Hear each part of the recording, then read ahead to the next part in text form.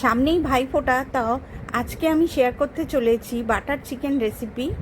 তো আমি এখানে 600 মুরগির মাংস নিয়ে নিয়েছি, তাতে দিয়ে দিলাম লঙ্কা গুঁড়ো, হলুদ গুঁড়ো, আদা রসুন বাটা, টক দই, গোলমরিচ আর একটু লেবুর রস দিয়ে মাখিয়ে আমি আধ ঘন্টা রেখে দেব। এটা রেখে দিলে এটা টেস্টটা খুব সুন্দর হবে খেতে।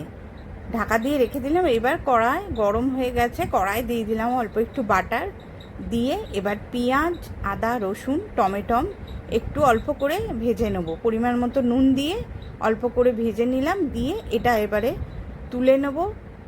এর মধ্যে সামান্য দিয়ে দিলাম কাজু বাদাম, দিয়ে সব একসঙ্গে তুলে নিয়ে পেস্ট করে নেব।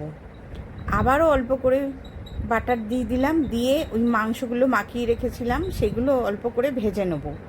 একটু ভালো করে ভেজে নিয়ে দেখছো কেমন জল বেরিয়ে এসছে মাংস থেকে। এবার ভাজা ভাজা করে নিলাম, তুলে নিয়ে এবার আবারও একটু দিলাম বাটার দিয়ে, এবারে বেটে রাখা মশলাটা আবার এতে দিয়ে কষিয়ে নেবো একটু। তাতে পরিমাণ মতো কাশ্মীরি লঙ্কা, গোলমরিচ, অল্প একটু জিরে গুঁড়ো, হলুদ গুঁড়ো দিয়ে, লঙ্কা গুঁড়ো, একটু ফেস ক্রিম, পরিমাণ মতো নুন দিয়ে এটা একটু মশলাটাকে কষিয়ে নিতে হবে ভালো করে।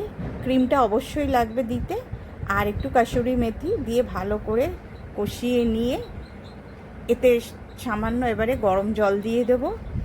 দিয়ে এর মধ্যে চিকেনের ভাজা টুকরোগুলো দিয়ে মিডিয়াম টু লো ফ্লেমে আমি রান্নাটা করছি। এই রান্নাটা যদি করে ভাইদের খাওয়াও, আমি কথা দিচ্ছি আঙুল চেটে পুটে সবাই খাবে। তো একবার হলেও এরম ট্রাই করো।